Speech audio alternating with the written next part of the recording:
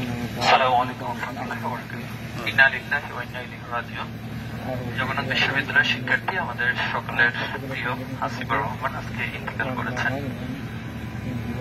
উনি ছাত্র দলের যুগ্ম সাধারণ সম্পাদক ছিলেন, কিন্তু আমি মনে করছি এর চেয়ে বড় পরিচয় তিনি জুলাই আন্দোলনের একজন অগ্রণী সেনানী ছিলেন। এবং আমার আগে সাদিক কায়েম বলেছেন, আমি নিজেও ওনার প্রোফাইলটা মৃত্যু সংবাদের পরে চেক করছিলাম।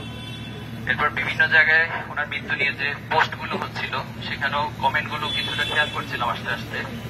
তো দেখেছি ওনাকে এতটা বেশি মানুষ ভালোবাসেন।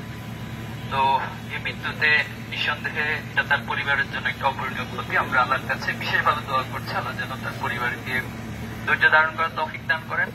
এবং আমরা তার জন্য দোয়া করছি।